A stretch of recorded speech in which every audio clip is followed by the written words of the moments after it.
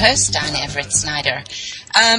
As I did last week, and I think I'm going to continue this week, I'm going to give out my contact information at the beginning of the show because I tend to run out at the end and fall off the edge of the platform. So if you'd like to contact me with thoughts on today's show or ideas for a future show, please do so at Canary Chronicles at outlook.com or Dinah Everett Snyder, all one word, Dinah Everett Snyder at hotmail.com. I'd also like to thank Tressa for some lovely healing supplies which she had sent while I was sick, courtesy of our mutual friend, Karen Tostado. And I'd also very much like to thank Michelle, Abby, Terrence, Connor, and Scott for their heartfelt thoughts on the Kelly Thomas murder, which I discussed last week, and I will continue this week. We'll have a guest the second half of the show, and we're going to be talking about jury nullification. And also to my friend Bill for his feelings on the matter regarding the Kelly Thomas murder. And as I said, that'll be the second half of the show. Someone sent me an email, and there's a small piece that I wanted to read because it's just a great piece of wording, and it's this. It says, "We are killing to bring peace. We are legislating to bring freedom. We're standardizing education to gut it to the core of the common standard. We're standardizing medicine to kill everyone equally. So when everyone is equally in the gutter, up shit creek without a paddle, sitting in a leaky boat with chemtrails and Fukushima fallout raining down on us, who is going to save us? Whom? Because it won't be the president or the Federal Reserve, your bank or your grocer." And I just thought that was great. And someone else wrote, I had said something last week, and he quoted me, and then he went on to say, "You know, Dinah, if the measure of a nation can be seen in the way it treats its most vulnerable, then you are right. America has passed the tipping point and is headed straight down the mountain. Our vulnerable are dying. America is plummeting on the International Index of Education and Health Standards. We spend more per capita on healthcare, yet we are a nation of over-medicated, chronically obese, less than exceptional, entitled children with a messiah complex, and Barack Hussein Obama is not that man." And there you have it. That's the thoughts of the people that are listening to my particular radio show. And I'm pretty certain that many people share their views. I want to read you something by William Arthur Ward. It says, "Our words reflect our thoughts. Our manners mirror our self-esteem. Our actions reflect our character. And our habits predict the future." George Orwell said, "It does not matter if the war is real, or when it is, that victory is not possible. The war is not meant to be won. It is meant to be continuous." Last week I gave you a list called, which was the 7 deadly sins. And just as a refresher, the 7 deadly sins are pride, envy, anger, sloth, greed, gluttony, and lust.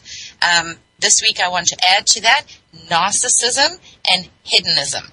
Narcissism, according to the Oxford Dictionary, is described thus: excessive or erotic interest in oneself and one's physical appearance. And the psychology of narcissism is described as extreme selfishness with grandiose views of one's own talents and a craving for admiration.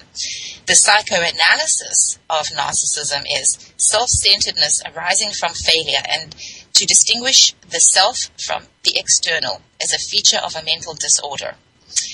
Hedonism is described as the pursuit or devotion to pleasure, especially to the pleasure of the senses. The philosophy of hedonism is the ethical doctrine holding that only what is pleasant or has pleasant consequences is intrinsically good. And the psychology thereof is the doctrine holding that behavior is motivated by the desire for pleasure and the avoidance of pain.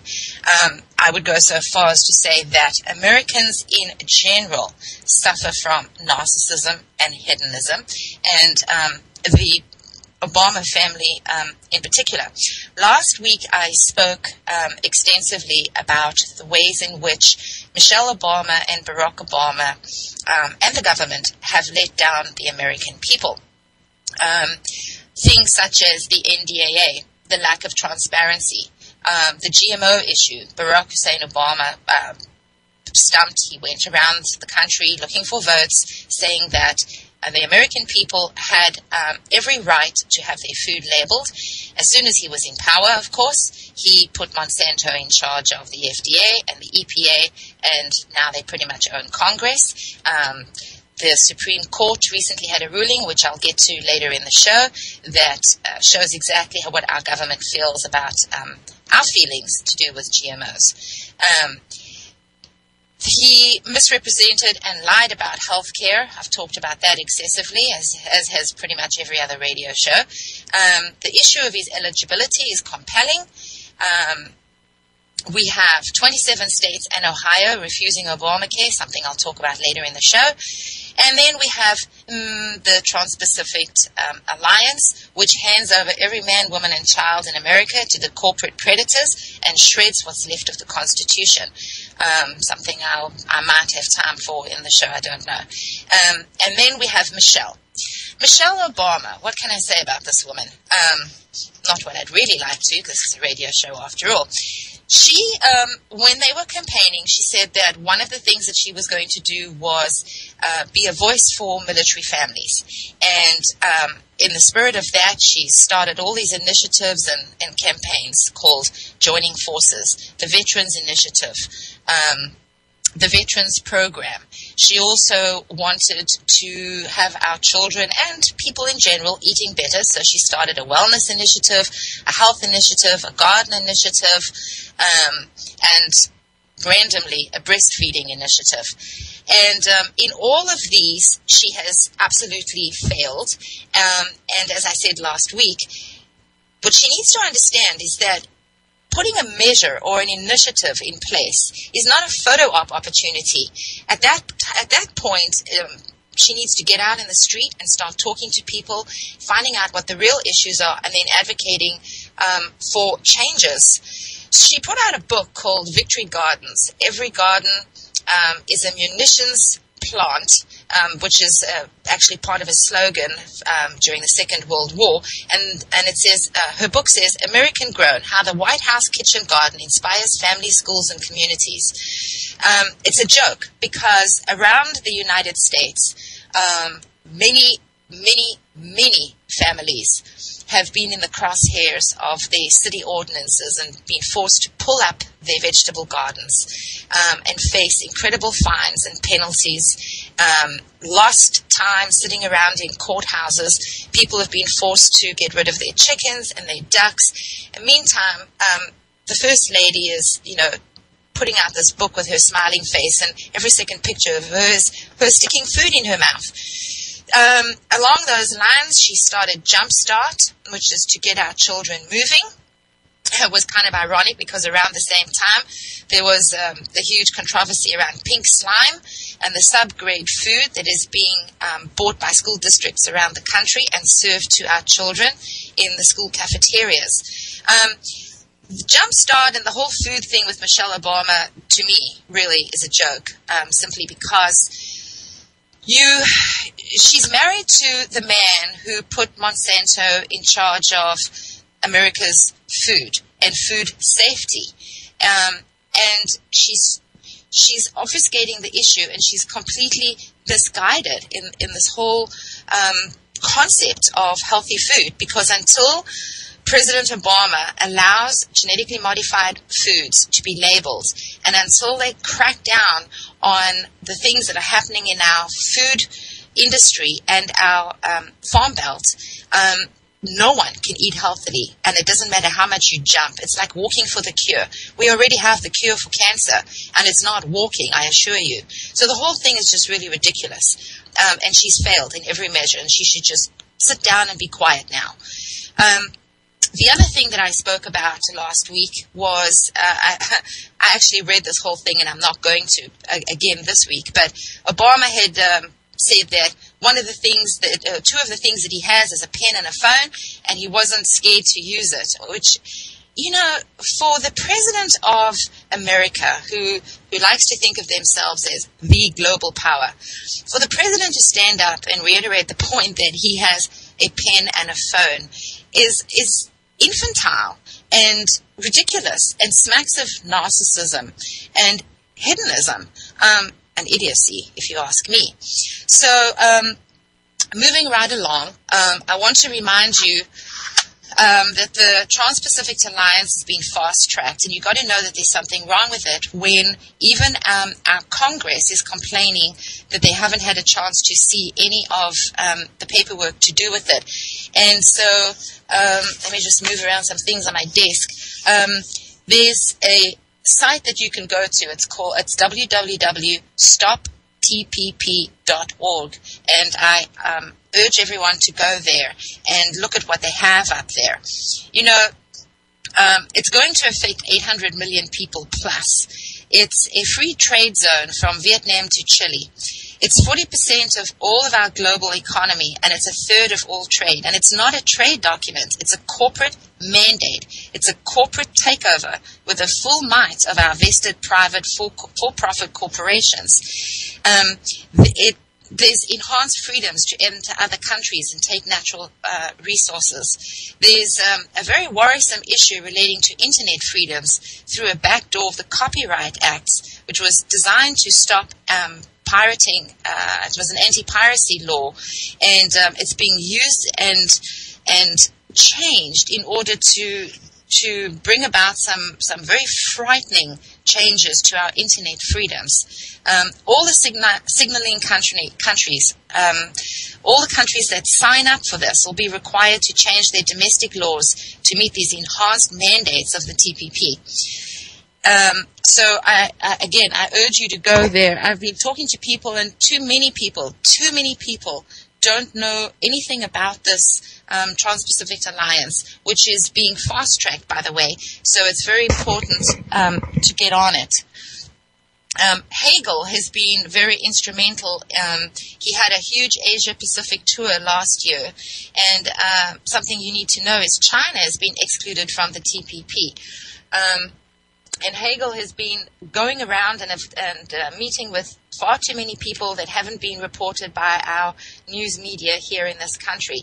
The other issue with Obama that I wanted to just recap is the UN Small Arms Treaty. I talked about that excessively last week. If you haven't, please go and look that up and read it. The language is not what it has been reported in the media at all. Now I want to talk about something else that, of course, Michelle Obama and Barack Hussein Obama are complicit in, and things that they stumped for when they were looking for your vote, and ways in which they have completely and utterly failed. And that is to do with our U.S. veterans. 22 military veterans die a day in the United States. I say this quite often on my show. It's a horrendous statistic. And what's important to know about this number is that more veterans are dying on the streets of America than have died in our wars, in our current wars. That is a frightening statistic. The number of active members of the U.S. military that are killing themselves now exceeds the number that are dying on the battlefield. Since the beginning of the Iraq War, twice as many members of the Texas National Guard have killed themselves as have been killed in combat. And according to one recent study, 22 veterans a day kill themselves in the United States. So this is a completely different number to the other 22. At this point, combat veterans account for about 20% of all suicides in the United States. The unemployment rate for our military veterans is significantly higher than for the population as a whole. This is especially true for our younger veterans. On any given night, approximately 200,000 military veterans are homeless in the United States. All over America, monuments that honor military veterans are crumbling and falling apart. Under the Obama administration, many military veterans have had to pay to have their medals shipped to them. For example, one soldier had to pay $21 shipping fee to get his Purple Heart. And his name is Retired Sergeant Major Rob Dickerson. He said that that's the price that he was forced to pay for his Purple Heart, which is the medal issued to soldiers wounded in action, arrived at his door, COD. I mean, it's the most despicable thing ever. In some areas of the country, the U.S. Department of Veterans Affairs has been caught banning the words God and Jesus during funeral services for veterans. One study has discovered that approximately 1/3 of all military veterans returning from Afghanistan and Iraq were officially determined to be mentally ill by government officials, without any further definition of what mentally ill is. And in that, the vast majority of them suffer from PTSD. Under that category of PTSD, all over America, this word, mental illness, is being used as a reason to take guns away from our military veterans.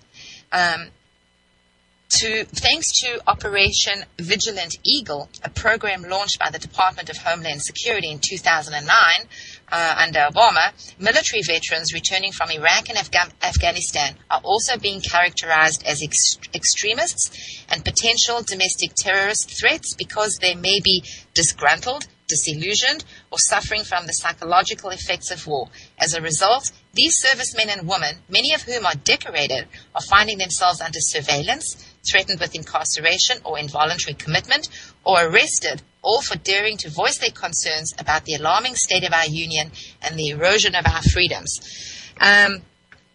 Very frightening stuff, you know. You need to look below the surface of what this really means for our veterans and ultimately for ourselves, the citizens of this United States. Something else, our Navy, of course, has a lawsuit pending against TEPCO for nuclear fallout that they were exposed to while delivering humanitarian help near the stricken Fukushima event that happened some years ago. And, you know, you have to ask yourself, we have military insurance for our military personnel, regardless of what department they're in. Why is it that these people have to follow a lawsuit of their own? Why is it that their military health insurance is not covering this? And why is it that since our president can get involved with the Trayvon Martin case and voice his opinion, he has yet to say anything about these irradiated sailors, the pending lawsuit, or their health coverage? I find it to be disheartening, despicable, and exactly in line with the way the U.S. has followed its policy towards its veterans since the very beginning, really. It's words. I am at loss for words. Doesn't happen often. So I've talked, of course, about the Unaffordable Health Care Act many times. And here is something that is allowing states to exempt themselves from Obamacare. You won't see this reported in the mainstream media. This is through Cornell University Law. And you should go to, in fact, I'm going to put this link in the show when it goes to YouTube. But there is a passage that says, no individual, company, business, non-profit entity, or health insurance issuer offering group or individual health insurance coverage shall be required to participate in any federal health insurance program created under this Act or any amendments made by this Act, or in any federal health insurance program expanded by this Act, or any such amendments, and there shall be no penalty or fine imposed upon any such issuer for choosing not to participate in such programs. Despite what the media and the president has told the American public, you are not obligated to sign up for Obamacare, and I urge you to not sign up for the Unaffordable Health Care Act. Then let's talk about, I think we have commercials coming soon, but I'm going to just keep going until those happen. Something else that I wish that the Obama administration would speak out on is the zero tolerance policies in schools. These policies and the school administrators who relentlessly enforce them are rendering our young people woefully ignorant of the rights that they intrinsically possess as American citizens. What's more, having failed to learn much in the way of civic education while in school, young people are being browbeaten into believing that they have no true rights and government authorities have total power and can violate constitutional rights whenever they see fit. There's an old axiom that what children learn in school today will be the philosophy of government tomorrow. As surveillance cameras, metal detectors, police patrols, zero-tolerance policies, lockdowns, drug-sniffing dogs, and strip searches become the norm in elementary, middle, and high schools across the nation, America's on a fast track to raising up an Orwellian nation. one populated by compliant citizens accustomed to living in a police state and who march in lockstep to the dictates of this government. In other words, the schools are teaching our young people how to be obedient subjects in a totalitarian society. All you have to do is listen to the mainstream news. A 6-year-old is given a sexual harassment fine for kissing a first grader on the hand. Are we a nation gone absolutely insane? Here are those pesky ads. I'll be right back after.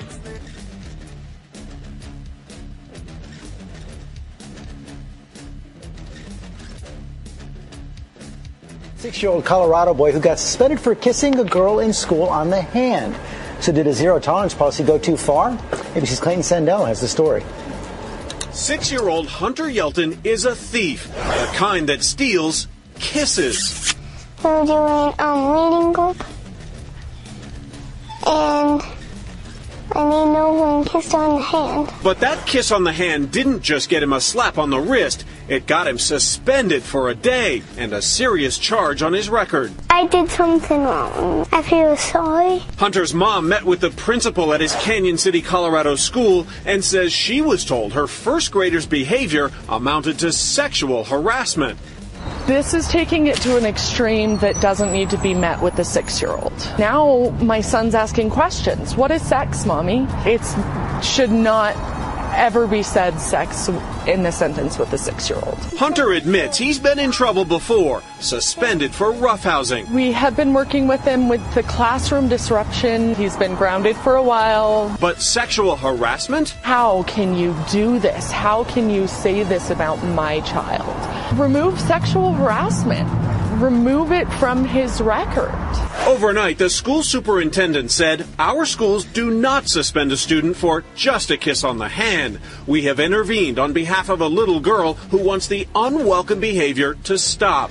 Hunter is now back to school. For Good Morning America, Clayton Sandell, ABC News, Denver.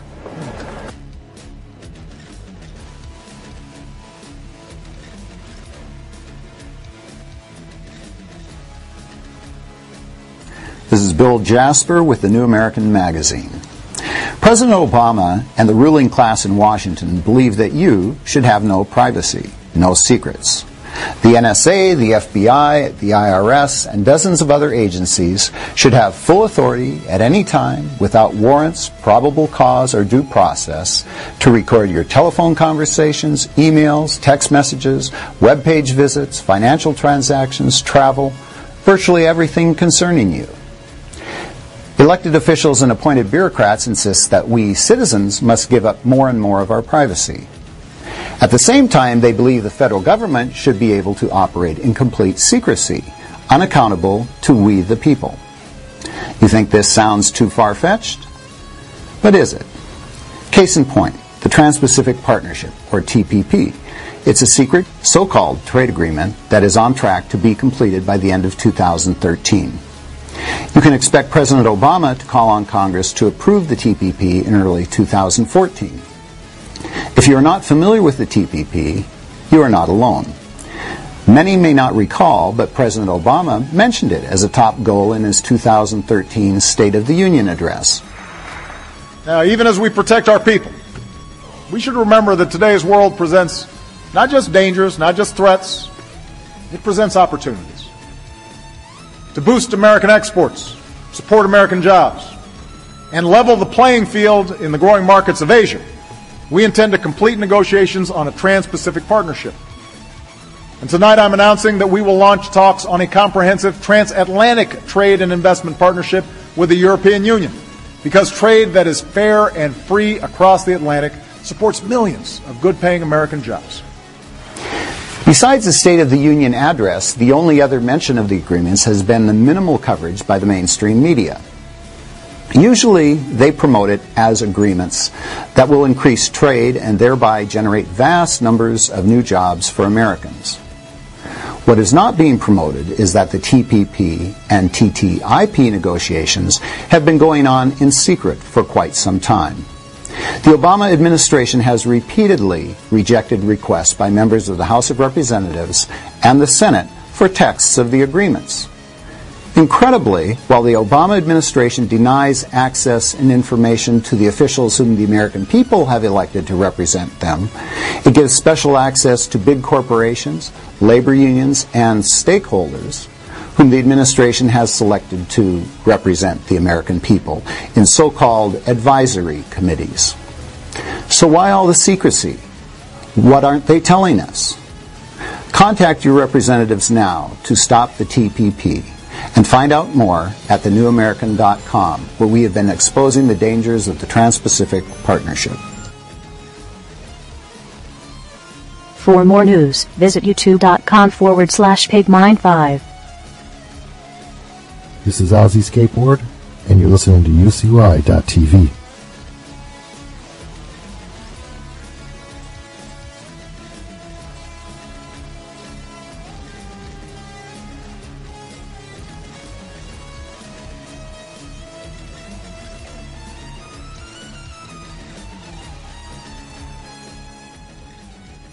All right, let's move on with the second half of the show. We're going to talk about jury nullification. I want to read you something. In 2011, prosecutors charged Julian Heinkelman, a retired chemistry professor, with jury tampering because he stood outside the federal courthouse in Manhattan providing information about jury nullification to passers-by. The prosecutors who charged Heinkelman said that advocacy of jury nullification, directed as it is to jurors, would be both criminal and without constitutional protections, no matter where it occurred. The prosecutors in this case are wrong. The First Amendment exists to protect speech like this, honest information that the government prefers that citizens not know. Laws against jury tampering are intended to deter people from threatening or intimidating jurors. To contort these laws to justify punishing people like Mr. Heinkelman, whose court-appointed counsel described him as a shabby old man distributing his city leaflets from the sidewalk outside a courthouse, is not only unconstitutional but unpatriotic. Jury nullification is not new. Its proponents have included John Hancock and John Adams. So, having said that, I don't know, do we have Robert Johnson on the phone? He's to be my guest. I don't think so. I think we're having some struggle with getting him. So I am just going to continue talking about this. I'll continue reading this piece. The doctrine is premised on the idea that ordinary citizens, not government officials, should have the final say as to whether a person should be punished. As Adams put it, it is to each juror's duty to vote based on his or her own best understanding, judgment, and conscience, though in direct opposition to the direction of the court. In 1895, the Supreme Court ruled that jurors had no rights during trials to be told about nullification. The court did not say that jurors didn't have the power or that they couldn't be told about it, but only that jurors were not required to instruct them on it during a trial. Since then, it's been up to scholars and activists like Mr. Heinkelman to get the word out. Nullification has been credited with helping to end alcohol prohibition and laws that criminalize gay sex. Last year, Montana prosecutors were forced to offer a defendant in a marijuana case a favorable plea bargain after so many potential jurors said that they would nullify that the judge didn't think he could find enough jurors to hear the case. Prosecutors, of course, now say that they will remember the actions of these jurors when they consider whether to charge other people with marijuana crimes. So the reason why I wanted to talk about jury nullification this week is simply because last week we spoke about the Kelly Thompson murder. And so I hope that everyone knows about this case. Kelly Thompson was a young homeless man who suffered from schizophrenia. He was known to the police officers who subsequently beat him to brain death on the sidewalk for, as it turns out, absolutely nothing. It went to trial, and the jury found these two police officers not guilty. It's a very compelling case, and it's something that has really changed people's perception of the police in general. Over the last years, of course, there's been a lot of information and a lot of news, even reported by the mainstream media, about the viciousness of our police departments across the United States. This is, of course, goes right into a book that I promote on the show called The Rise of the Warrior Cop by Rodley Balco. And it talks extensively in that book about the militarization of our police force and the training programs that are coordinated between police departments around this country and our military forces, where they have urban drills. They're training for domestic terror threats on the streets of suburbia. Now, when you train people to think like that, they are going to act that way. And the violence has been escalating frighteningly, absolutely frighteningly, and in my opinion and the opinion of many others, completely out of control. The sad thing about the Kelly Thomas acquittal is that it really now has given permission to these violent cops, these predatory cops in all these police departments. It has sent them a message that says, carry on. We have your back. That's essentially what this is. There's one cop in particular that I want to single out from the Kelly Thomas murder, and that is Officer Jay Cincinnati. He was on a $40,000 a year disability payment from another department. He was then hired full-time as an officer for the Fullerton Police Department. So his annual take-home pay is $120,000 plus. Of course, he was suspended during this trial and then fired after the public outcry. It was only after the public outcry that he was fired. But now that he's been acquitted, he's announced that he's seeking to get his job back. And of course, the Fullerton PD initially defended their officer's actions, and their training officer insisted that the attack on Thomas followed established procedures. Therefore, one can assume that Cincinnati has every reasonable expectation of being rehired. Thomas was tackled. He was hit with the baton multiple times. He was pinned to the ground. He was punched repeatedly, not just by two officers, but by a multitude of officers that descended like a horde of hyenas. He was punched repeatedly in the ribs, kneed in the head, tasered 4 times, and then struck in the face with the taser device 8 times. And Cincinnati, Officer Jay Cincinnati, of course, on the stand, conceded that he had beat Kelly multiple times in the face with the taser. Now, if you haven't, I ask that you go and view the footage. Yes, it's horrendous. It's absolutely heart-wrenching. You cannot help but be overwhelmed when you watch it. And I tell people, you should be overwhelmed, and you don't turn it off when you're overwhelmed. You have a moral, ethical, civil duty to watch this footage, because that could be you or one of your loved ones or your children on any given day of the week in any city across America.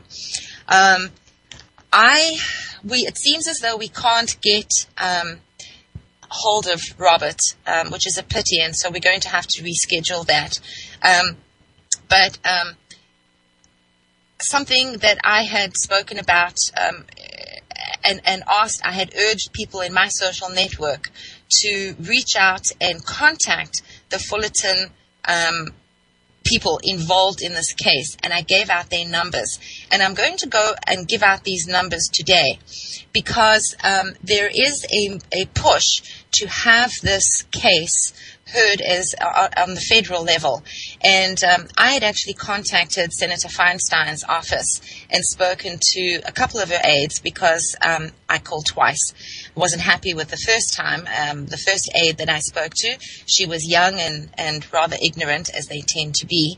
And so I called a second time and got an equally young and equally ignorant aide And that's something that really bothers me, I call the White House switchboard. I call our various representatives, not only for California, which is where I live, but I call representatives for other states on various issues. And so help me, you can never get a hold of any of these people.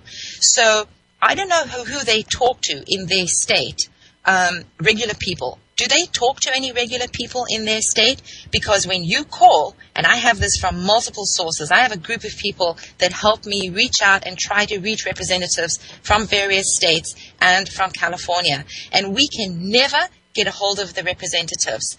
But anyway, I digress. I had called Senator Feinstein's office because I wanted to find out what the status was, whether indeed this was going to become a federal case, and I wanted to also push to make sure that these officers, even though they've been acquitted, can never work as police officers for the federal government again, because I think it's important that we keep these hooligans off the street. I hear a commercial break. We'll be right back.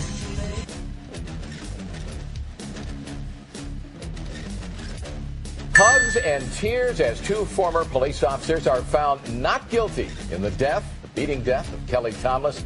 Good afternoon. I'm Chuck Henry. And I'm Colleen Williams. We were in the courtroom this afternoon as those not guilty verdicts came down just about 1 hour ago and only one full day into jury deliberations. An emotional end to a case we've been following now for more than 2 years. NBC4's Vicki Vargas live at the courthouse in Santa Ana. Vicki has been on this from the very, very beginning. Vicki. Colleen, it was interesting. It was tense. It was difficult for everyone involved in the courtroom. Before we went inside, Ron Thomas was the first to say he had a, quote, bad feeling about what here. His wife, former wife rather, was inside the courtroom next to him. She grabbed for a box of Kleenex. She then held hands with a representative from the district attorney's office as if they knew what was coming. And then there were many tears, a lot of emotion, as the clerk read the verdict and announced that they were not guilty on all 4 counts of the former officers. Despite the fact that he's my son, I've never in my life seen something this bad happen to a human being. And then have it happen by on-duty police scot-free. So what this means is all of us need to be very afraid now. It's carte blanche for police officers everywhere. Can beat us, kill us, whatever they want, because it has been proven right here today. They'll get away with it. They'll get away with it. They got away with murdering my son. It's just not fair, so I guess it's legal to go out and kill now. What the prosecution referred to as its best evidence, that video which showed this beating, did not convince the jury beyond a reasonable doubt that the officers had gone above and beyond their scope of duties.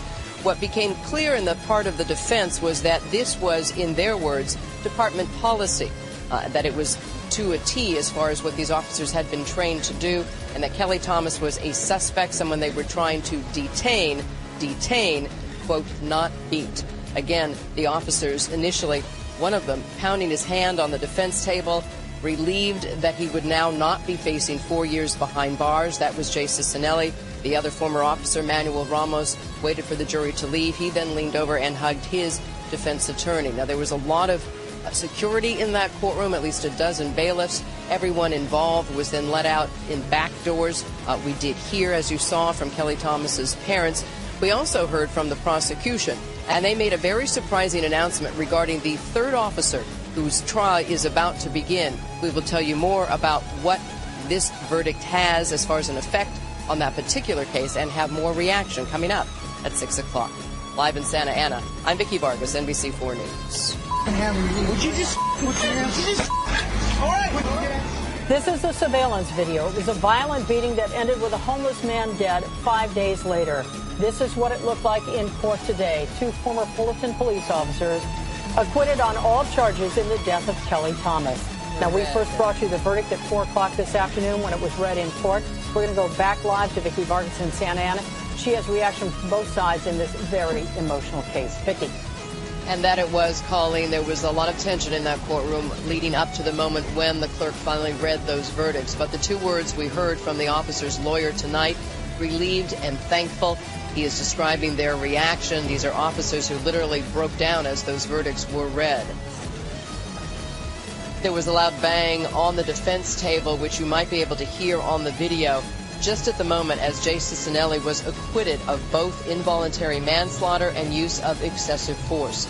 The jury delivered the same not guilty verdicts for Manuel Ramos, who was facing 15 years to life in prison. Instead, it appears the jury agreed with the defense that both officers were doing what they were trained to do. Lawyers telling us that there was no malice involved, that they were simply detaining a suspect.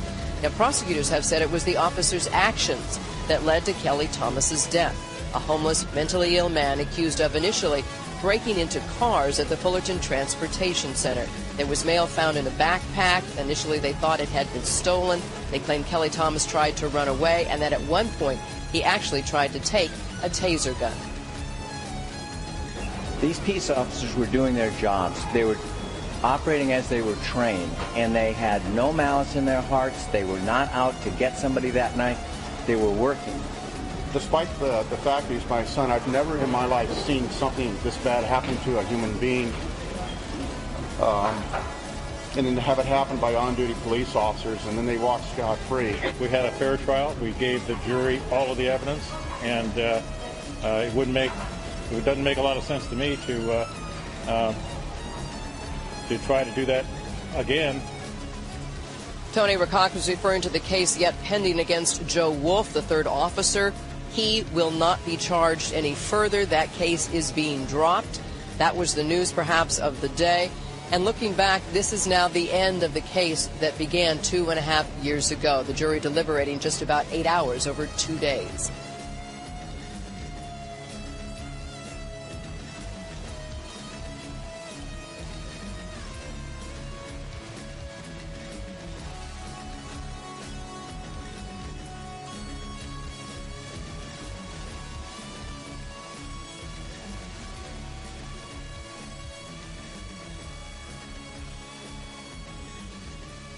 On January 14, 2014, former Fullerton Police Department officers Manuel Ramos and Jay Cicinelli were acquitted of charges in the July 2011 beating death of Kelly Thomas, a 37-year-old schizophrenic drifter. Although the not guilty verdict was a shock to supporters of the Thomas family, what may have stung even more was Cicinelli's statements to an Orange County newspaper, saying he would seek his job back with the Fullerton Police Department. "I was wrongfully terminated," said Cicinelli to the paper. "How do you argue with a jury of 12 who all agree on the same thing?" Residents and supporters showed up at Fullerton's City Council meeting January 21st to let the City Council members know how they felt about Cicinelli's rehiring. If this guy gets rehired, it's not going to be good for the city at all. Please do not hire those officers back.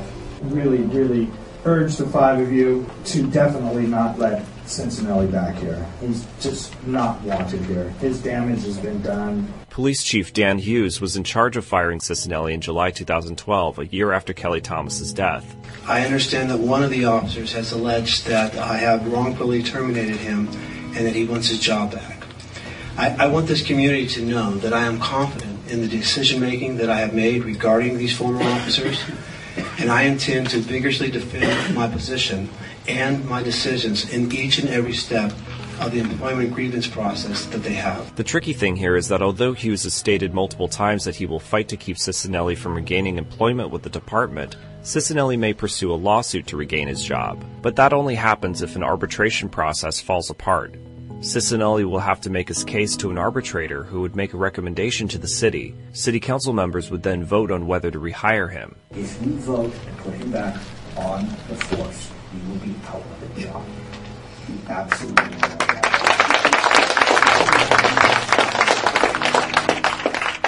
Hughes says the Fullerton Police Department has made a lot of changes and is still changing thanks to recommendations from an independent review of department policies. Any police officer who betrays the oath that they made to this department and betrays the oath that they make to this badge and what this badge represents, I will do everything in my lawful authority to ensure that they never have the privilege of wearing this badge again. Reforms aside, the Kelly Thomas incident is a weight many residents in the city still carry. You think of the very soul of this city being ripped apart by a police department. I think you will hear the screams of Kelly Thomas through these streets, especially in the downtown, forever. it will never go away.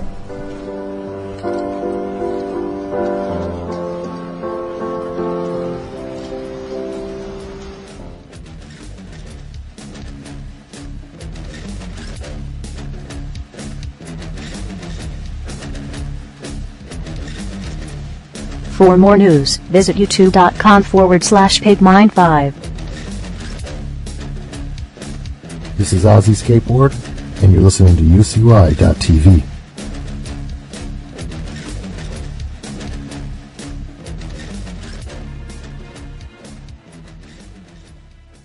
This is Diane Everett Snyder. We're unable to get a hold of Robert, so we're going to just continue. I'm going to continue talking about the Kelly Thomas case.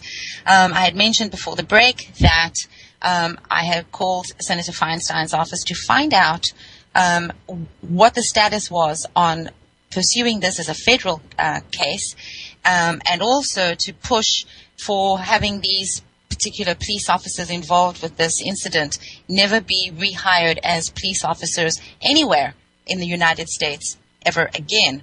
I think that aides in political offices are hired for their youth and their ignorance, because neither of the aides that I got a hold of admitted to knowing anything about the Kelly Thomas case, which I find hard to imagine. And the first one that I spoke to told me to write a letter to the senator, and I would be, and they would respond to me through the appropriate channels. I mean, you have to love it. Then I called the police department and the Fullerton Police Department, and tried to get a hold of the police chief, and was stalled. Couldn't get a hold of him. And my computer is down right now, which usually happens when I'm on the radio.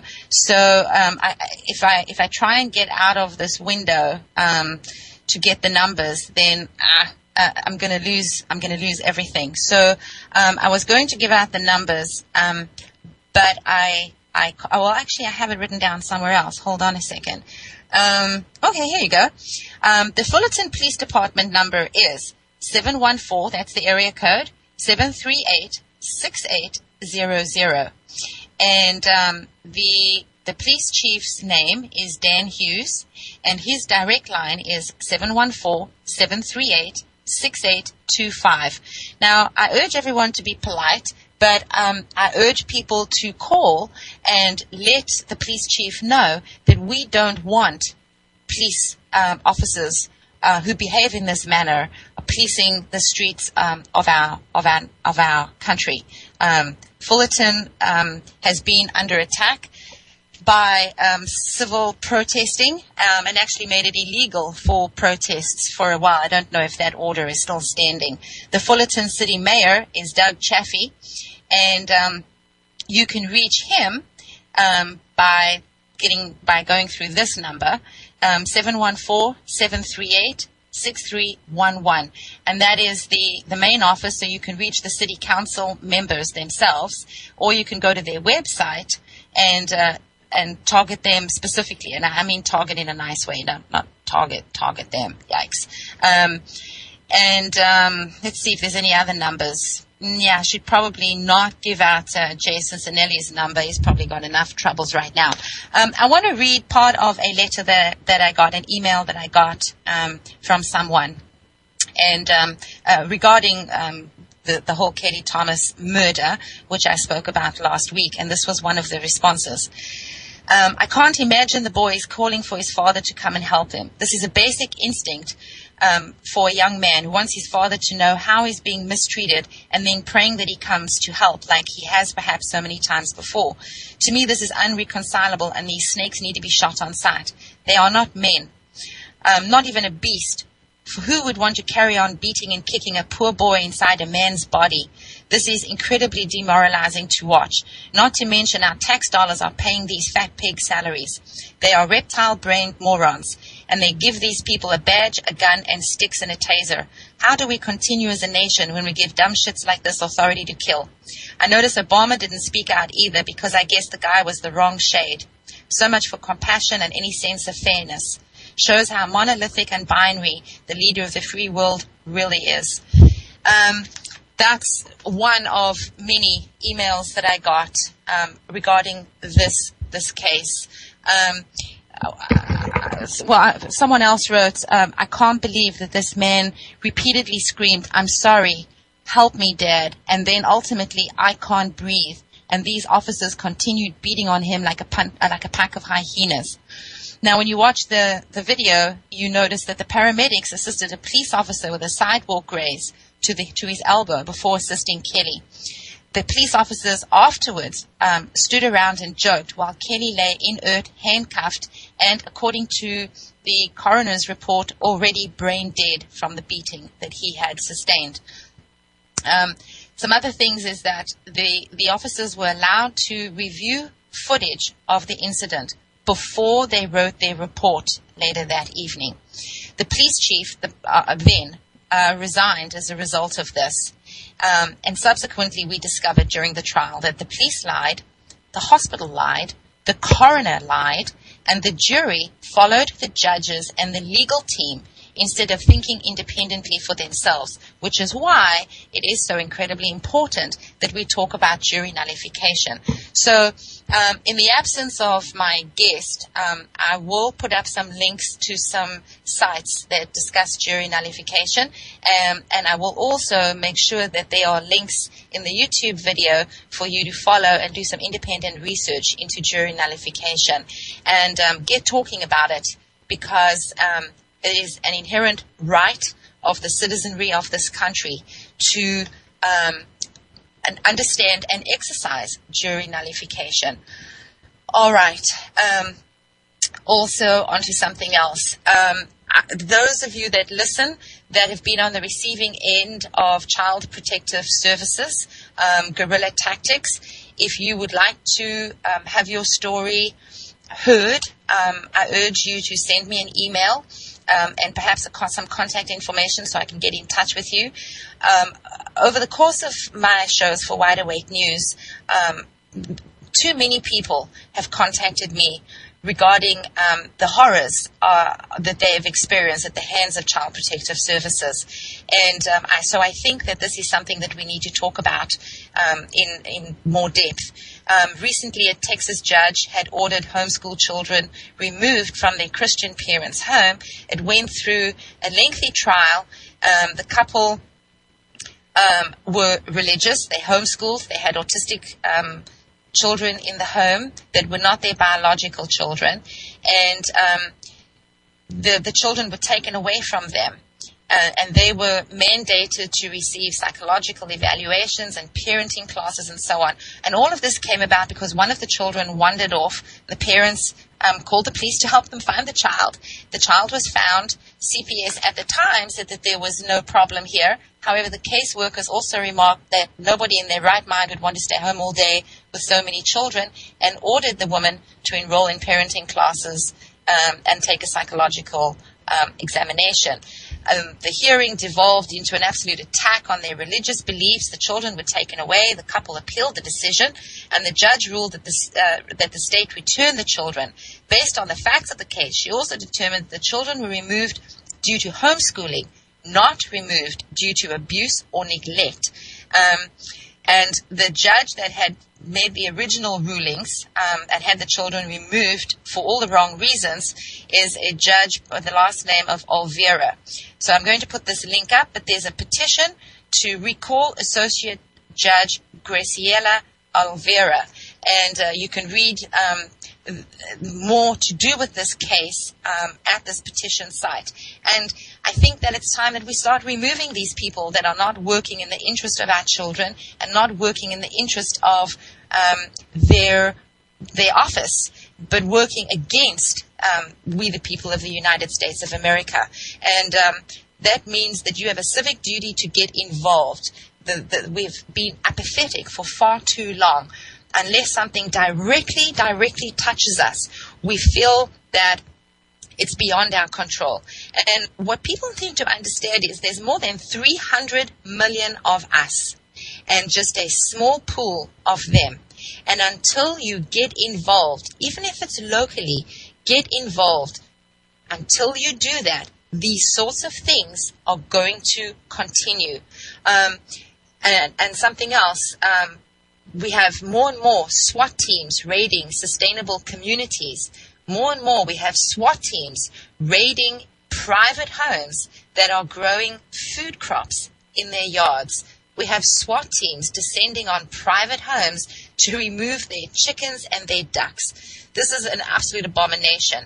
And anyone who would like to send me an email detailing their story about being under attack from their city council or their homeowners association regarding the growing of food or the owning of chickens or ducks for eggs, please send me an email and let me know.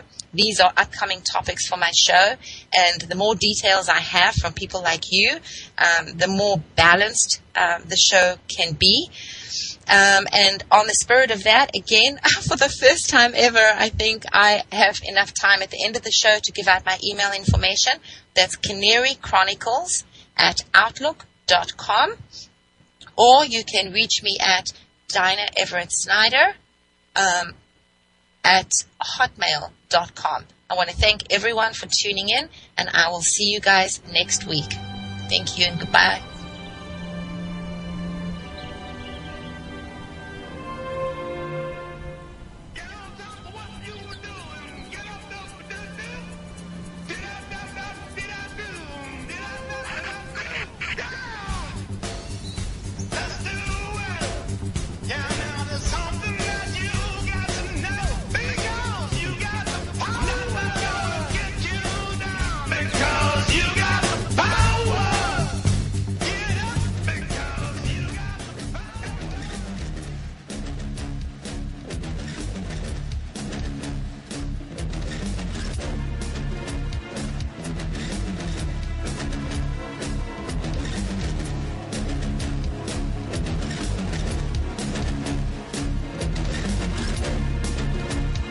Fatal shooting at a Florida movie theater. A retired cop now charged with second-degree murder after shooting a fellow moviegoer who was texting during the previews. ABC Steve Osunsami is on the scene just outside Tampa. Good morning, Steve. Good morning, George. This is a high-end theater with incredibly comfortable leather chairs and waiters and waitresses who bring food and drinks to your seat. So it was quite a shock when someone pulled out a gun. They were there to watch a war flick, the hit movie Lone Survivor. A lot more than 10 guys. It's an army.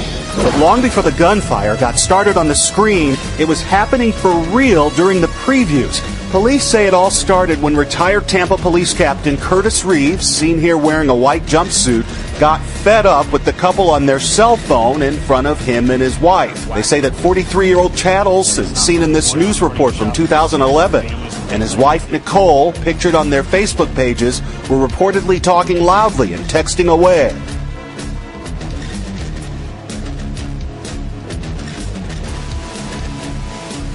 For more news, visit youtube.com/pigmind5.